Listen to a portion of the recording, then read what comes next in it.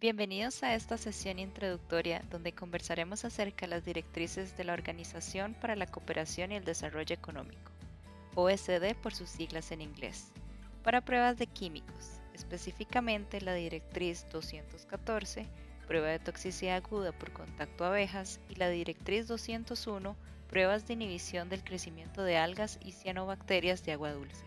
Esta sesión es presentada por María Angélica Bonilla y Sara. Empezaremos primero con la directriz 214, la cual es un método de prueba de laboratorio diseñado con el objetivo de evaluar la toxicidad aguda por contacto de químicos a la especie de abeja Apis mellifera. En este estudio, las abejas son expuestas de manera tópica a diferentes concentraciones de una sustancia de exposición con el fin de calcular la dosis letal media a 24 y 48 horas. Para el diseño experimental se utilizan abejas obreras homogéneas, es decir, abejas de edad similar, ya sean jóvenes o adultas, y con un patrón de alimentación similar. Considerando que el objetivo de la prueba es determinar la dosis letal media con límites de confianza del 95%, el número de dosis y réplicas evaluadas deberá cumplir con requisitos estadísticos. Para esto, cada ensayo se trabaja con 5 dosis en serie geométrica, y cada tratamiento consistirá en una jaula con 10 abejas. Además del ensayo de la sustancia de exposición, se conduce un control negativo con agua y un control positivo o estándar tóxico, que puede ser por ejemplo con dimetuato. Cada uno de los tratamientos se replicará por 3. Para la exposición, las abejas son asignadas al azar a los diferentes tratamientos y controles. Estas son anestesiadas con dióxido de carbono o nitrógeno y se tratan individualmente mediante aplicación tópica, donde se colocará un microlitro de la sustancia de exposición a través de un microaplicador en el lado dorsal del tórax de la abeja. Después de la aplicación, las abejas son asignadas a la respectiva jaula donde son provistos ad libitum de soluciones de sacarosa en agua con una concentración final de 500 gramos por litro. El ensayo tiene una duración de 48 horas, donde las abejas deben mantenerse en oscuridad a una temperatura de 25 más menos 2 grados centígrados. La humedad relativa debe encontrarse alrededor del 50 al 70% y debe de registrarse durante toda la prueba. La mortalidad se registra a las 4 horas posterior a la dosificación y posteriormente a las 24 y 48 horas, y estos valores serán comparados con los de control.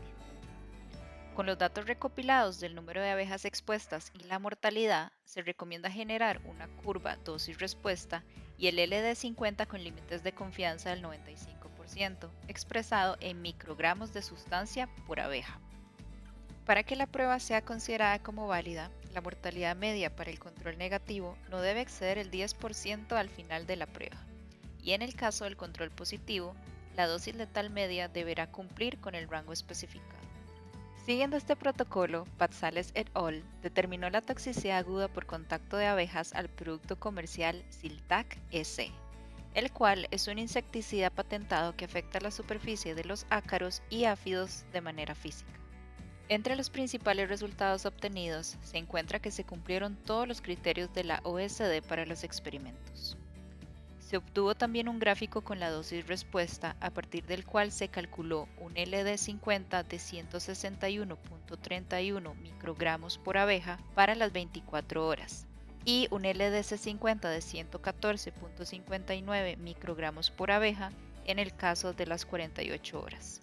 Pasaremos ahora a la directriz 201, prueba de inhibición del crecimiento de algas y cianobacterias de agua dulce, la cual es una prueba de laboratorio diseñada con el objetivo de determinar los efectos de una sustancia sobre el crecimiento de microalgas y o cianobacterias de agua dulce. Esta implica la exposición de organismos prueba a la sustancia de exposición durante un periodo de 72 horas, con el fin de calcular la concentración que induce una inhibición del crecimiento o rendimiento del 10, 20 o 50%. Para la realización de estos bioensayos se pueden utilizar diferentes organismos prueba. Las especies recomendadas incluyen algas verdes, cianobacterias o una diatomea.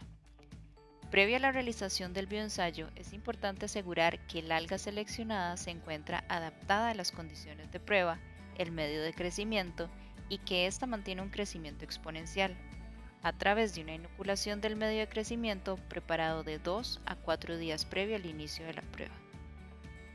Para la preparación del medio de crecimiento se recomienda seguir las composiciones determinadas por la OSD o la AAP. Para la exposición con el contaminante, todos los tratamientos deben contener la misma concentración del medio de crecimiento y biomasa del alga, la cual no debe exceder los 0.5 miligramos de peso seco por litro. Las concentraciones del contaminante se preparan disolviendo la solución madre de la solución de exposición en el medio preparado, que incluye el medio de crecimiento más el inóculo de alga. Si se utiliza un solvente como vehículo para agregar sustancias de baja solubilidad en agua al medio de crecimiento, la concentración de solvente no deberá exceder los 100 microlitros por litro y se debe agregar la misma concentración de solvente a todas las series de pruebas, incluyendo los controles. Respecto al diseño experimental, la prueba debe incluir al menos 5 concentraciones dispuestas en una serie geométrica con un factor que no exceda 3.2 y debe cubrir el rango que causa una inhibición del 5 al 75% de la tasa de crecimiento de las algas. Cada prueba se replicará por 3. Además del ensayo con la sustancia de exposición, se realiza un control negativo con el medio de cultivo y un control positivo utilizando una sustancia de referencia, como lo es 3,5 diclorofenol o dicromato de potasio. El número de réplicas para el control deberá ser mínimo 3, pero idealmente 6.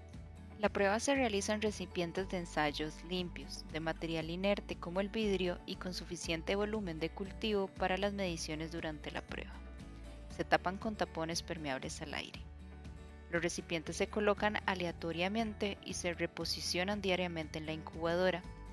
Los cultivos deben mantenerse a una temperatura en el rango de los 21 a los 24 grados centígrados y deben utilizarse agitación constante durante todo el ensayo para mantener a las algas o cianobacterias en suspensión.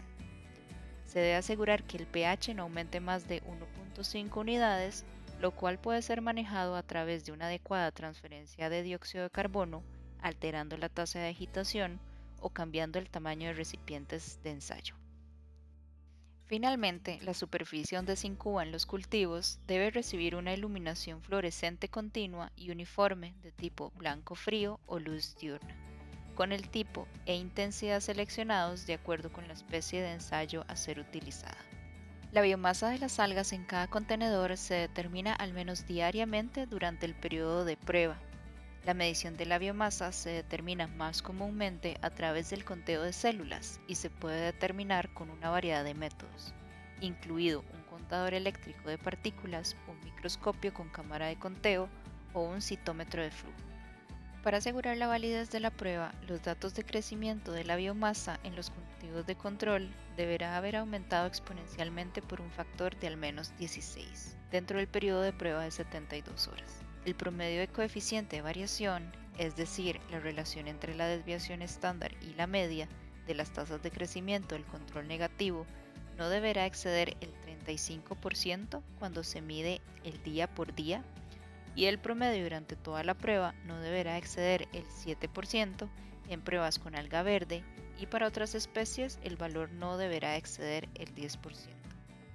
El crecimiento y la inhibición del crecimiento se cuantifica a partir de mediciones de la biomasa de algas en función del tiempo. Esta se evalúa utilizando como referencia los resultados de crecimiento del control negativo. El resultado que se espera obtener de esta prueba es la tasa de crecimiento o rendimiento y el porcentaje de reducción del crecimiento del alga como respuesta a la exposición a diferentes concentraciones. Y a partir de la curva dosis-respuesta, generalmente realizado a través de un análisis de regresión, a través del cual se puede determinar valores como el NOEC, el LOEC, el S10, el S20 y el S50. Utilizando esta metodología, Nicholas et al. 2015 evalúan el impacto de 2 nanopartículas de dióxido de titanio a través de 3 sistemas de exposición en P subcapitata. Se realizó una curva dosis-respuesta mostrando las tasas de crecimiento celular de las algas y se calculó los valores de S25 y S50 utilizando el modelo logístico de Hill, y los intervalos de confianza al 95% se estimaron utilizando un método de simulación Bootstrap.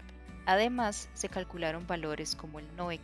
Encontraron que las nanopartículas de dióxido de titanio, COMBICAT V100, tienen mayor afinidad para algas que la nanopartícula UV-Titan M212 y que el sistema de exposición puede influir en la interacción de nanopartículas en algas y cambiar los resultados de una prueba.